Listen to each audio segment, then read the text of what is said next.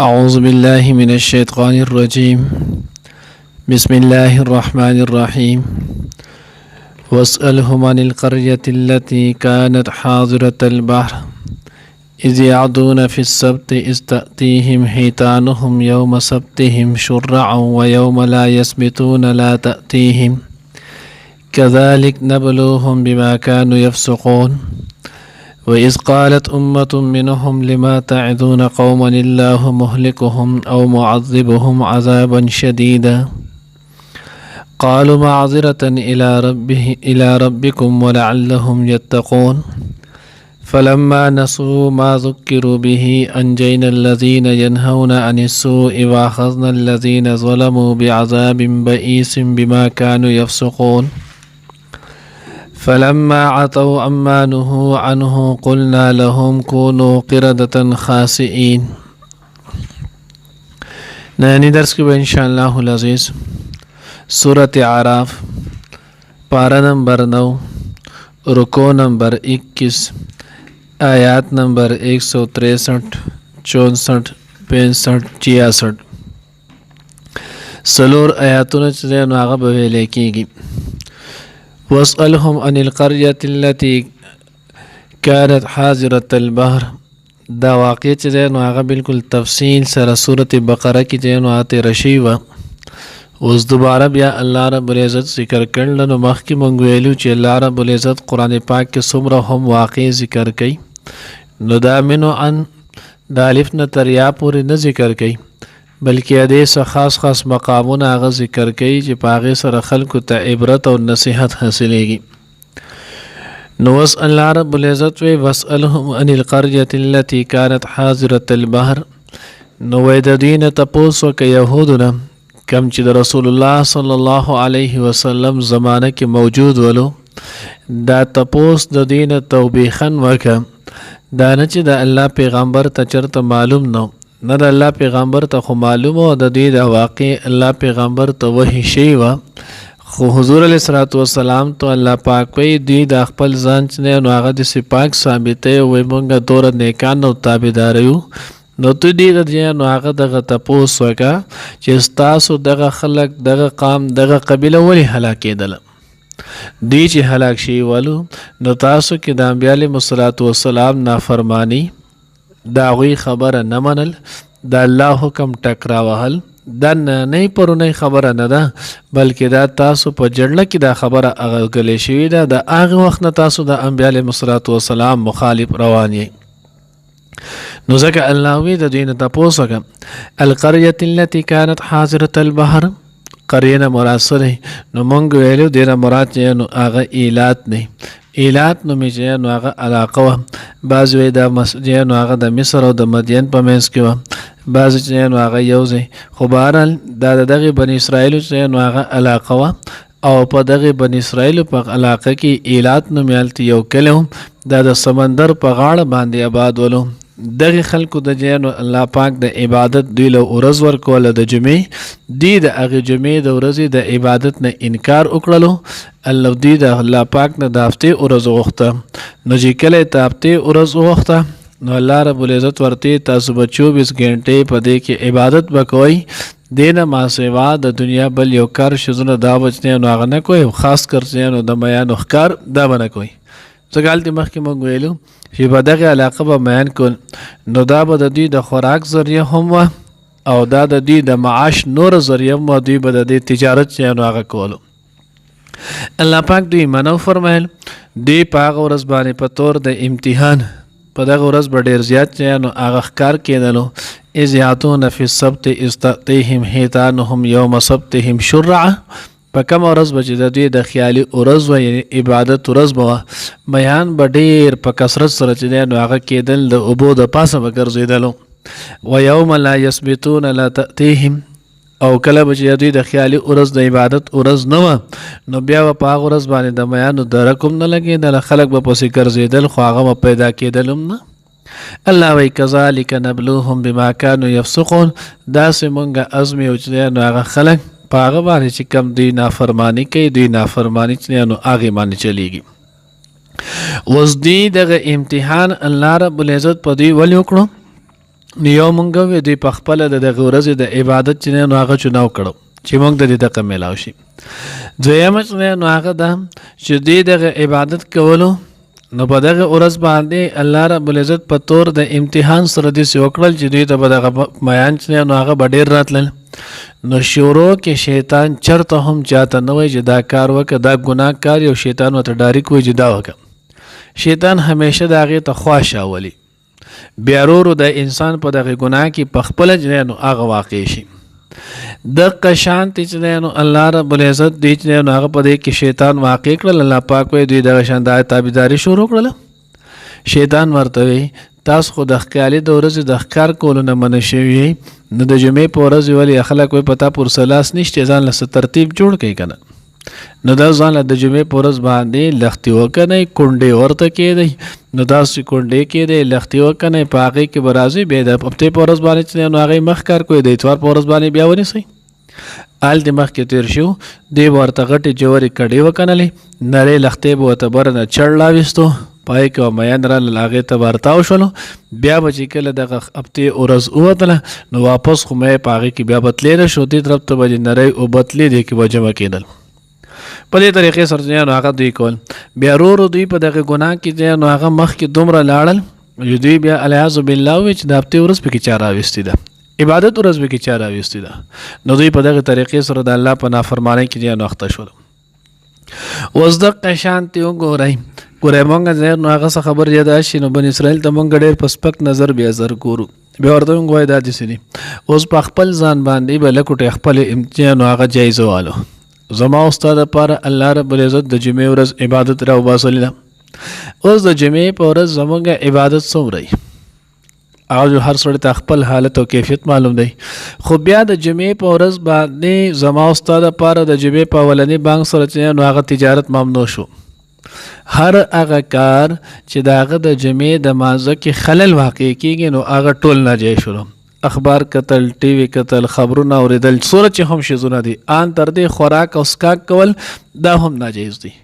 اوس تاسو وګورئ او په دې وجه مونږ بیان به کولو مونږ وایو چې د جمعې د ورځې دا بانک لیټ شي هغه خو دوره شو چې د هغه نیمې ګنټې 12 نیمو نه هغه مونږ په حکم ته راویستلو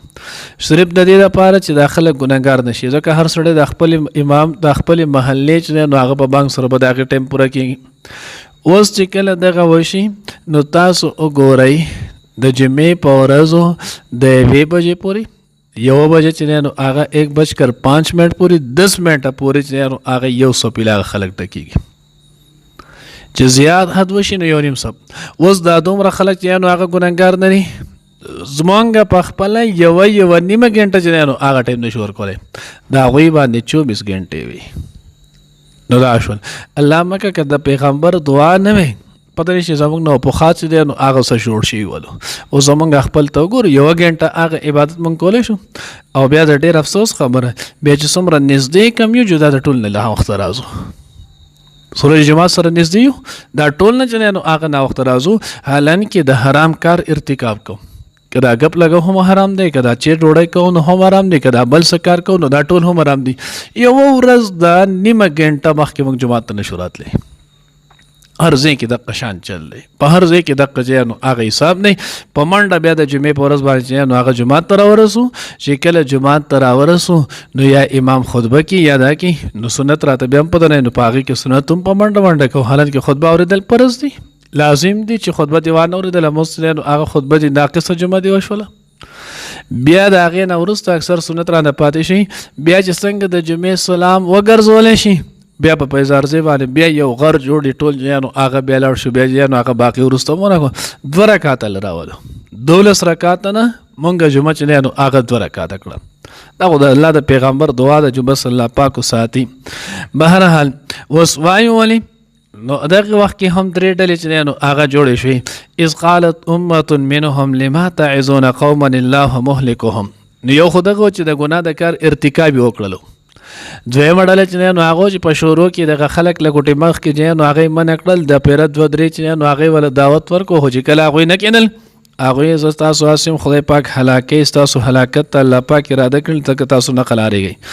نو دی او درېمه ډله چې نو هغه سو نهی عن المنکر کون کې دا غوی به ورته بار بار چې نو هغه د غواز او نصیحت کولو چې تاسو دا کم کار کوئ دا خطا دی غلط دی دا کار مه کوئ. نو د دویمې ډلې ورته وویل چې تاسو څه په مخه دوی ته واز او نصیحت چې دی نو هغه کوئ چې دا کومه ډله الله پاک کم خلک غرقوي او معذبهم عذابا شدیدا یا دوی له چې دی نو هغه سخت عذاب ورکول الله پاک غوښتلی دی تاسو ورته ولې څه نصیحت کوئ په مخه پورې نښتئ. قالوا معذرة الی ربکم نو بهترین جملې چې دی نو هغه فرمیلي دوه خبرې چې دی نو هغه موږ د دوه وجو نه دوی له دعوت ورکوو نهي عن المنکر موږ صرف دا د دوه وجو نه ورته کوو کنه ستا خبره صحیح نه دی چې نو هغه د نور دعوت لایق نه دی. بعض وخت کې سړی هم دغه شانتي وګوره سړی چې یو خبره یو مسله مې نه ویلې خو هلته بیا به الله له څه جواب ورکړي. نو معذرة الی الله یو د دې دپاره چې نو هغه مونږ کوو قالو معذرة الی ربکم ستا الله ته چې عذر وکړو چې بیا سبا دپاره الله ته وایي چې الله زما خو دغې پورې چار کېدو ما خو خپل حق چې نو هغه ادا کړی ما پې خپل وس کړی. ولعلهم یتقون او دویمه وجه دا چې شاید چې یو کس نیم بکي چې نو هغه د خدای نه ویرېږي او سړی جوړ شي چې په دغې تمه په دغه نیت چې نو هغه روان یو په دغه نیت چې نو هغه دعوت ورکوو. فلما نسوا ما ذکروا به الله وی هر کله چې دوی چې نو هغه دغه شانتي انتها وکړله کم چې دوی د الله پاک نصیحت کړو هغه واز هغه نصیحت هغه سبق دوی یې کړلو انجینا الذین ینهون عن السوء نو موږ نجات ورکو هغه کسان لره چې چا دوی ته نهي عن المنکر کولو واخذنا الذین ظلموا او کم کسان چې دغه ګناه ارتکاب کولو دا کسان موږ ونیول په عذاب بئیس بما كانوا یفسقون ځکه چې دوی نافرماني کوله. دوه ډلو الله تذکره وکړه کوم چې د ګناه ارتکاب کړو هغه الله پاک چې نو هغه ونیول کم چې د ګناه نه منع کولو دا غوی الله پاک صفت ذکر کوم د دغه درېیمې ډلې الله ذکر ونه کوم. حضرت عبدالله ابن عباس رضی الله تعالی عنه فرمایي چې د درېیمې ډلې دوی له الله پاک هم نجات ورکړو خو د دوی تذکره ولې ونه کړه نو دوی څخه عمل نه وکړه دا غوی په شانتي ګناهګار نه ول د میانو ښکاري کولو نه نو ځکه الله پاک د عذاب تذکره ونه کړه او دوی د دغه غلط کار نه منع کول نه نو د صفت پکې هم څه نه ولو نو نه به کې د عذاب ولو چې په هغې کې ځکه ذکر نه کړل او د صفت پکې هم څه نه ول چې ځکه الله پاک د هغې کې هم تذکره ونه کړه.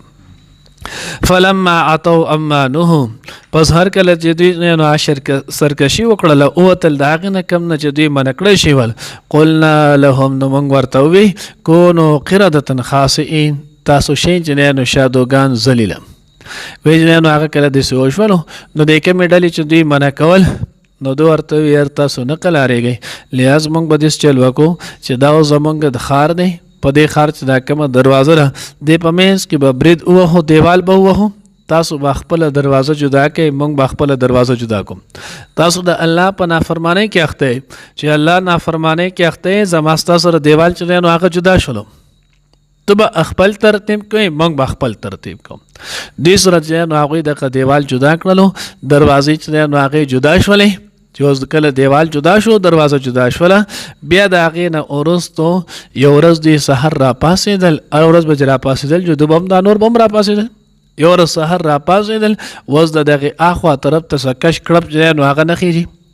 نو دوی وی دوی خو په ګناهونو کې مست دي کېدای شي د شرابو نشې ډېره کړې چې لیډ به پاسېدلي به نه نو بیا چې ناوخته شو لس نیمې بجې ټایم شولو هغې پورې د دوی څه پته ونه لګي د دا ولې د سړو خو نن نو هسه کش کړپ نه خېږي چې دوی پسې په دیوال باندې ورښکاره شول د علاقې کومه دیوال چې دوی ته سره بارډر واهله په هغې چې وکتل دننه چې نو هغه چا نه شادوګان جوړ شي او چا نه خنزیران دوی پسې په دروازې لاړل دروازې پسې چې نو هغې کولا وکړه نو چې کم پکې رشته دار ول هغه رالل پېژندل جامونه به یې ونیول نو دوی به ورته ویلې موږ تاسو ته نه ویل چې مه کوئ د الله نافرماني نو وی دوی به نو هغه سر وڅنډولو چې او تاسو خو ویلې خو اوس څه دي هغه شوي دي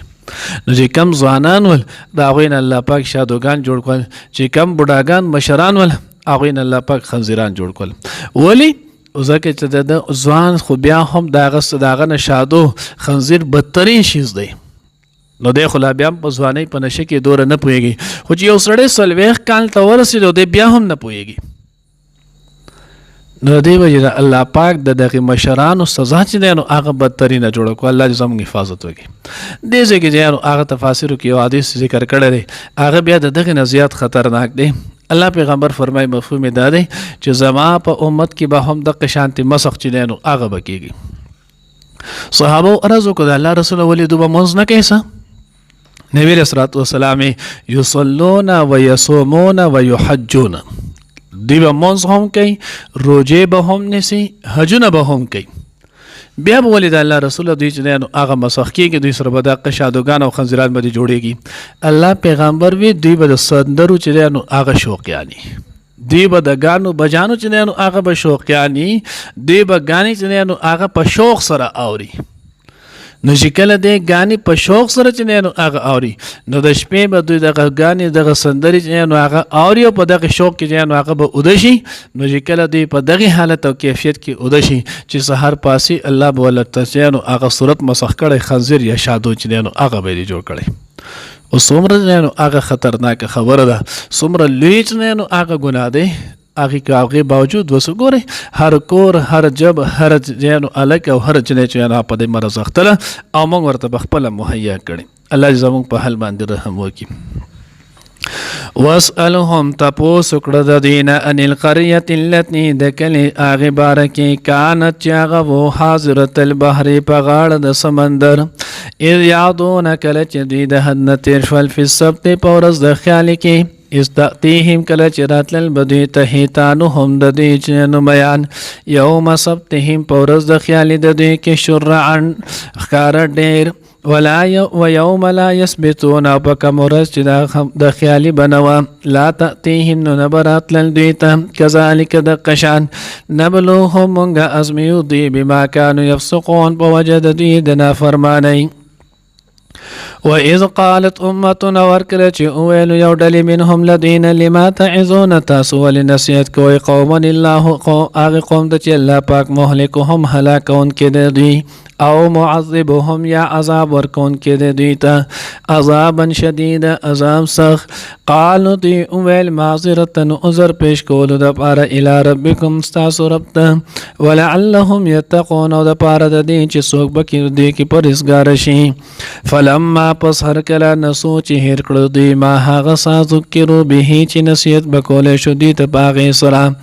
انجینا الذین نو مونږه نجات ورکوای کسان لره، ینهون عن السوء چې منع کول به دوی د ناکاره کارونه، واخذنا الذین او ونیول مونږه کسان لره ظلمو چې ظالمانو بعذاب پازاب بئیس سخت سره بما کانو یفسقون بوجه د دې چې دوی به نافرماني کوله. فلما پس هر کله عتو چې دوی تر سرکشي وکړه ما د هغه څه نه نهو عنه د کوم نه چې دوی منع کړی شي وو، قلنا لهم نو ویلو مونږ دوی ته کونو شی قردة شادوګان خاصئین ذلیله.